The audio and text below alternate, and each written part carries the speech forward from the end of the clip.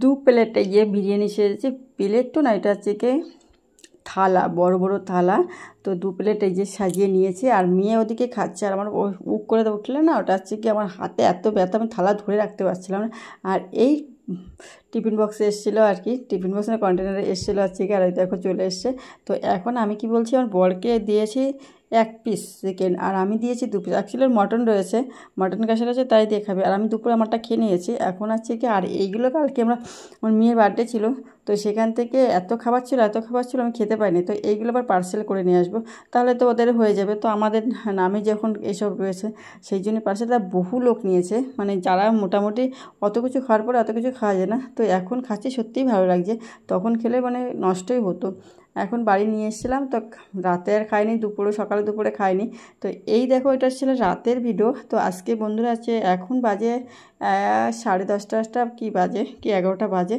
কারণ আমি উঠেছি পরে, তারপরে আমার একটু মানে অফিসিয়াল কাজটা ছিল, সেগুলো করলাম। করার পরে এই যে এখন ভাবছি কি মতো ভিডিও করাতে ভুলে গেছি। তো হ্যালো বন্ধুরা, তোমরা সবাই কেমন আছো? হয় তোমরা সবাই ভালো আছো, আমি ভালো আছি। তোমাদেরকে নিশ্চয়ই করছি আমার এই সুন্দর মনোরম ব্লগটা। তোমরা যে যেখান থেকে ব্লগটা দেখছি, সবাইকে অনেক অনেক ভালোবাসার অভিনন্দন। তো প্লিজ বন্ধুরা, কেউ স্কিপ করো না, ফুল টাইম ওয়াচ করো, আশা করছি তোমাদের ভালো লাগবে। আর এই দেখো, আমার হচ্ছে ঘুম পেয়েছে। আর কি বলো তো বন্ধুরা, আমি 2 দিন ধরে পড়াশোনা করতে পারিনি। দেখবে পড়াটা একটা ছন্দ থাকে, একটা মেন্টালিটি থাকে, সেটা যদি নষ্ট হয়ে যায় না, তারপরের দিন আর পড়া যায় না। তো প্রথম দিন ছিল আমার মেয়ের বার্থডে, 4 তারিখ 5 তারিখ ছিল মেয়ের আছে, সেটা তোমাদের দেখানো হলো না। আমার মেয়ের কারণেই আমি হচ্ছে গিয়ে সুখ্যাতি পেয়েছি। তো সেটা পরে একটা ভিডিওতে, মানে ভিডিওটা অনেক বড় হয়ে যাচ্ছিলো, দিতে পারলাম না। তো সেখানে আমি পুরস্কৃত হয়েছিলাম, তো সেখানে গেছিলাম মেয়ের কারণে। তো সেটা আর কি দেখাতে পারলাম না। পরে দেখো, ভিডিও অনেক বড় হয়ে যাচ্ছিলো বলে। আর এই দেখো, এই কদিন সাজগোজ করেছে, তো মানে আমি করেছি, মেয়ে করেছে, সে জামা কাপড়ে একদম পাহাড় জমে গেছে। আর এইসব তো দেখতে আমার একদম ভালো লাগে না, কিন্তু এখন আমার অনেকটা সহ্য করতে হচ্ছে, সহ্য না করে পাচ্ছি না। তো ভাবলাম না, এইগুলো অন্তত করে রাখি, না হলে বাজে লাগছে দেখতে। ঘরবাড়িগুলো একদম এখানে ঢিবি ওখানে ঢিবি, ঢিবি বলতে সেরকম না, কিন্তু ওইটাই আমার কাছে মানে একটা চোখে একটা দৃষ্টিগতি লাগছে, যে কেমন একটা হয়ে রয়েছে ঘরবাড়ি। তো সেই জন্য আবার ভাবলাম এগুলো একটু ভাঁজ করে, আর ভাঁজ তো করতেই হবে। এর কতদিন রাখবে, 1 সপ্তাহ তো রাখা যাবে না ফেলে দেখতে, তাহলে খুবই লাগবে। আর আমার কী হবে জানি না। তো এই জন্য আমার ড্রেসগুলো। আর তোমাদের একটা কথা আমি বলেই রাখি বন্ধুরা, তোমরা কেন আমার ক্লিনিং ব্লগগুলো তোমরা দেখতে খুব ভালোবাসো, কিন্তু আমি যদি একটু আমার পার্সোনাল লাইফের কিছু ব্লগ দিই, তোমরা সঙ্গে দেখতেই যাও না। কালকে যেন একটা বার্থডে দিয়েছিলাম, সেটা একদম তোমরা দেখোনি কেউ। তারপরে বাধ্য হয়ে আমি একটা সেই ভিডিওটা ডিলিটই করে দিলাম, কেউ দেখেনি। সেই জন্য আমি আমার লাস্টে বাধ্য হয়ে ভিডিও ডিলিট করে দিলাম। তো সত্যিই দুঃখ পাই। আমি কি সত্যিই খারাপ সময় ক্লিনিং ব্লগ করবো? এরকম ব্যাপার তো না। আমার তো এটা দেখো, মানে এটা তো কি, মানে এমনি ব্লগে ছিল, এখন ক্লিনিং ব্লগ করে দিয়েছে। ক্লিনিং কাজগুলো দেখছি ভালো লোকজন খায়। অ্যাকচুয়ালি সবাই চায় একটু ভালো, তার ঘর বাড়ি পয়ফ্রের জামা কাজ যেমন কী। এবার আমি আমার সহজ পদ্ধতিগুলো দেখাই, সেইগুলো অনেকে নিতে চায়, মানে যে এইভাবে সহজ পদ্ধতিতে করা যায়। আর এগুলো আমি কিন্তু রোদে দিয়েছিলাম, রোদের পরে, কারণ এই ঘাম অবস্থায় রেখে দিলে তিলে পড়ে যায়। তিলে বলি আমরা, জানি না, কেউ অনেকে মশাও বলে, কিন্তু আমরা তিলে বলি। তো এই যে আমার খুব শখের একটা চুড়িদার, কালকে এটা পরেই গেছিলাম। কিন্তু দুঃখের কথা হচ্ছে, সবাই শাড়ি পরে গেছিলো। আমিই বলেছি যে এটা সম্বোধনা জানাবে আমাদের, তাহলে শাড়ি পরে আসবি তো। কিন্তু আমার সেই শাড়ি পরার হয়নি, এত ব্যস্ততা সময়ের কারণে আমি শাড়ি পরে যেতে পারিনি। কারণ মেয়ের আবার নাচ ছিল, নাচের কিন্তু মেয়েকে একটু গুছিয়ে না দিলে হয় না। নর্মাল হলে কবিতা আবৃত্তি করলে, তারপরে গান টান হলে কিন্তু এমনি নর্মাল ড্রেস পরিয়ে নিয়ে যায়, সাজার কোনো ব্যাপার থাকে। কিন্তু নাচের একটা সাজার একটা বিশাল ব্যাপার থাকে। আর আমি ছিল সকালবেলা ডিউটি করে, তারপরে ওকে সাজিয়ে গুছিয়ে স্নান করে আমি নিজে সেজেছি, মানে সাজতে পারে চুড়িদারটা পরেছি, লিপস্টিকও পরেছিলাম। তো সময় একটু গুছিয়ে না গেলে হয়, সেই জন্য পরিপাটি হয়ে গেছিলাম মোটামুটি। তো সেখানে যেয়ে দেখছি, আর এটা মানে তোমরা তো দেখোইনি, তোমাদের আর কি বলবো। এটা হচ্ছে কি দুঃখের কথা, আমি সত্যিই খুব দুঃখ পেয়েছি, মানে কেউ দেখেনি। আমার এত ভালো ভালো বন্ধুরা, এত ভালো, কি বলবো তোমাদের কত সহযোগিতা পাই, কত ভালোবাসো তোমরা আমাকে। আর কালকে আমার সঙ্গে এরকম করলে, এরকম ভাবতেই পারিনি। তো বাধ্য হয়ে, যাই হোক না, এইগুলো সব কাচতে হবে, কালকে কাচবো। কিন্তু ওই যে এখন একদম বাজে লাগছে দেখতে, খুব বাজে লাগছে। তো কোনো মতে আমি এখন করে রেখে দিচ্ছি, সাইড করে রেখে দেবো। কালকে মানে ওর ভিতরে ওর মেয়ে জামা কাপড় রাখার মধ্যে অর্ডার রাখবো, কারণ কালকেই গেছে দেবো। কারণ এখন ওখানে রাখলেও সেটাও বাজে লাগবে দেখতে। তো এই যে আমার বেডটাও সকালে করেছিলাম, কিন্তু তারপরে কী বলতো, মেয়ে এটা করে না, তো এই বেডটাও একদম বাজে লাগছে দেখতে। তো ভাবটা বেডটাও ক্লিন করে নিই, সমস্ত ঘর বাড়ি একটু টুকটাক ক্লিন না করলে না ভালো লাগছিলো না দেখতে। আর মনের একটা শান্তিও পাচ্ছি না। মানে ক্লিন করা প্রত্যেকটা অভ্যাস তো। আর আমি আমার মনে হচ্ছে যে যেই ঘরের থেকে বেরোই মোটামুটি ব্যাস সেই সময় মনে হয় কি বাবা এখানে নোংরা ওখানে নোংরা। আদৌ আমি বলে কি আমার বর বলে কোথায় নোংরা দেখো তুমি। আমি কি না আমার মনে হয় এগুলো তো একদমই কোথাও একটা কাগজও কোথাও রাখি না, আমার মেয়ে কেটে ফেললে সঙ্গে সঙ্গে আমি ফেলে দিই। তো এই জন্য বলছি না আমি বলে কোথায় দেখো তোমার ওই চোখে একটা অভ্যাস হয়ে গেছে, চোখে কম দেখো তুমি। আমি নাকি চোখে কম দেখি, অ্যাকচুয়ালি বলে কি ওটা অভ্যাস হয়ে হ্যাবিট না তোমার, এই যে এখানে পরিষ্কার করতে ওখানে, এই জন্যই তোমার এটা অভ্যাস হয়েছে। আর এই জিনিস দুটো সবার বাড়ি আছে, মানে সবার বলতে পারে যাদের শহর বাড়িতে, শহরে মোটামুটি মানে সব বাড়িতেই মোটামুটি থাকারই কথা, আমি জানি না, কিন্তু আমাদের এই শহরে তো আছে তাই বলতে পারি। তো এই দুটো হচ্ছে কি দিয়েছিল ডাস্টবিনের জন্য, একটা পচা মানে যেগুলো পচে যাবে সেটা রাখা যায় না, এটা শুকনো ড্রাই টাইপের যেগুলো রাখবে সেটা দুটো। তো আমার কি বলো তো এই হচ্ছে গিয়ে আমার এমনি আগে ডাস্টবিন ছিল, বালতি ছিল, যার জন্য আর আমি দুটো ইউজ করিনি। তো আমার তো এই দুটো কাজেই লেগেছে। আর আমার ওখানে যেখানে রাখবো সেখানে তো সেখানে এখনও কাজ হয়নি, মানে এখনও পাল্লা টাল্লা দেওয়া হয়নি, তো সেই জন্য আর এই দুটোতে এখানে রাখিস, মানে যত গ্রোসারি আইটেম টাইটেম আছে মোটামুটি এগুলো এখানে এর ভিতরে রেখে দিই, তাতে ভালো থাকে। মানে ইঁদুর বাদর ঢোকে না, ইঁদুর বাদর বলছি ইঁদুর মাঝে তবে ঢুকে আমার তেলের মানে কেটে দিয়েছিল, আমাদের বাড়িতে প্রচুর ইঁদুরে না তেল কেটে দিয়েছিল। আর দেখো শ্যাম্পুগুলো সব আলাদা করেই রাখি, মানে যেটা যেখানে রাখার মতো সেখানে সেটা রেখে দিচ্ছি। আর এই যে ওটা বলছিল মানে রেজার আর কি, মানে দাড়ি কাটাই জোর যেটা, সেটা বলছে কি এখানে রেখো না, বাইরেই রাখো। তা চলে এসছে একজন আমাদের বাড়িতে, আমাদের দেখাচ্ছে, ওর সঙ্গে বলছে এগুলো কি। তো আমি ঠিক এই তো সেই রান্না করে সেইগুলো তো বলছে, তো আমি তোমাদের বাড়ি আনে না, তো বলছে আনে তো।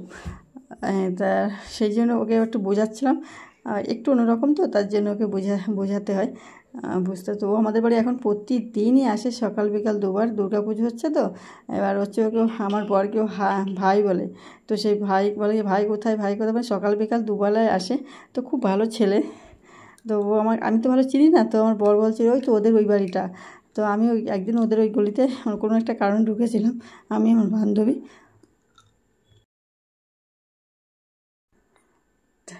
তো আবার ওর সঙ্গে কথা বলছিলাম একটু, কথা বলতে বলতে কাজগুলো করছি। তারপরে ভাবলাম না আমার তো এখন মাছ রান্না হয়নি, তো মাছের এই যে কাবলা নিয়ে আসলাম, আর মাছের ওখানে রক্ত মানে জ্যান্ত মাছ তো পুরো পড়েছে। আর সবজিও এনেছে, আজকে শনিবার ছিল, তারপর মাছ তো আজকে শনিবার খায় না, কিন্তু এখন আমাদের ব্যস্ততার কারণে সমস্ত কিছু একটু উলট পালট হয়ে যাচ্ছে, কারণ শুধু আমি বাজার করছি না তো, এখন বাজার ওই করছে।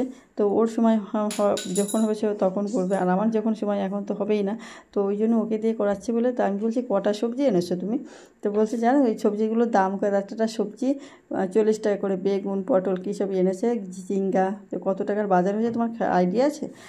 তাই বলছি এখন এত সবজির দাম নাকি, বিশাল সবজির দাম।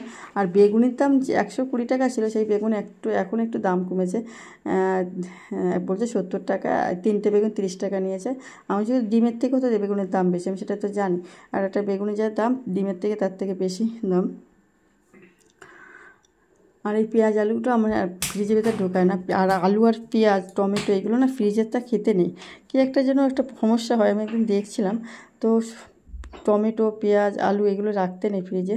আর এই যে এখানে মানে মাছের রক্ত পড়েছিল, তাই সঙ্গে সঙ্গে এবার মুছে নিচ্ছে। আমার তো ক্লিনিং ব্লগ তোমরা তো জানো, আর ক্লিনিং করতে আমার যে কত ভালো লাগে সেটা সত্যি। আর ক্লিনিং করে সত্যি কথা ঘর বাড়ি দেখতেও ভালো লাগে, আর একটা আচার অমঙ্গলের ব্যাপার থাকে সেগুলো তো অনেকটাই হয়। আর এইখানে রক্ত পড়েছিল, তো আমি প্রথম ধুয়ে ফেলো, বড় বলছি না ওটা করো না, ওটা উপরতেই কভারটা ধুয়ে ফেলো। আর এই মাছ এনেছে, মাছের তো এমনি কী বলো তো সমস্যা হয় কি, এই মাছ কেটে আনে ঠিকই, কিন্তু মাছের আঁশ না সব তুলে না, পরে আবার মাছের আঁশগুলো ছাড়াতে হয়। তো এটির জন্য আমার অনেকটা সময় চলে যায়, কিন্তু সময় চলে গেলেও করতে হবে, কারণ মা আর করতে হবে না। সত্যি কথা উনি আমার ছিল বলে, আমার সোনা শাশুড়ি মা আমার একদম যাই বলো তাই বলো, উনি ছিল বলে আমি এই 2 মাস ধরে পাক্কা 2 মাসও হয়ে যাবে, 1.5-2 মাস ধরে কিছু করি না। খালি একটু পুজোতে পিরিয়ডের সময় তো তাও দিতে পারি না, সেটা উনি করে ফেলে, মানে এত কাজ করছে, কারণ উনি ওই জন্য আর করতেও পারছি না।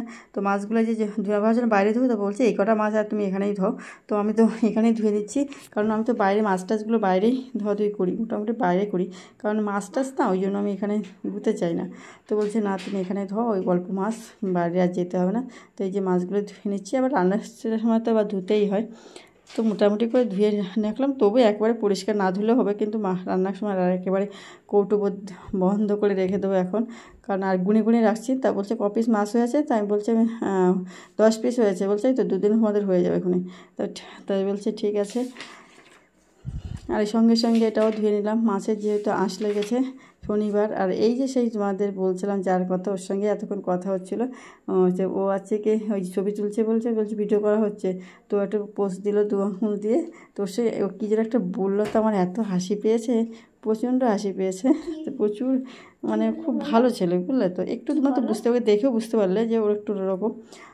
তো সে ভগবান কাকে কী করে পাঠাবে সে তো আমরাই জানি না, কেউ কারণ আর প্রত্যেকটা মাই বাবাই চায় তার সন্তান ভালো হোক কী হোক, কিন্তু ভগবানের উপরে কারোর হাত নেই, ভগবান যা চাইবে তাই হবে। ভগবান সত্যিই যাকে যেরকম করে পাঠাবে তা আমাকে সেইভাবেই আমাদের মেনে নিতে হবে। এটাই হচ্ছে কি পৃথিবী, বাস্তব পৃথিবী এটাই হচ্ছে কি।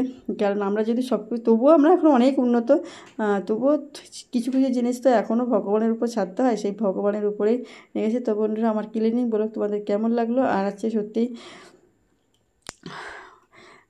আমার তো বেশ কষ্ট হয়ে গেছে, বেশ বড্ড কষ্ট। আর গরম পড়েছে না, প্রচণ্ড গরম পড়েছে, সেই গরমে আমি ফ্যান মানে অফ করে দিয়ে ভয়েস দিচ্ছি, তাতে আর আমার মেয়ে তো অসুস্থ, আমার থেকেও, আমার তো তাও একটু গরম সহ্য করতে পারি, ও একদমই পারে না।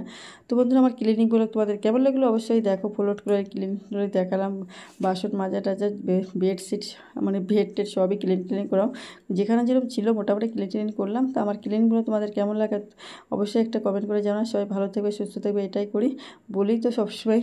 আর আমি তো থাকার চেষ্টা করি তোমাদেরকে, আমি থাকলে তোমরা থাকবে, সবাইকে নিয়েই তোমাদের পৃথিবী। তো সবাই একজন ভালো থাকলে আর একজন ভালো না থাকলে না সত্যিই তার পরিবেশটাও নষ্ট হয়ে যায়, ওই জন্য সবাইকে ভালো থাকতে হয় একসাথে মিলে।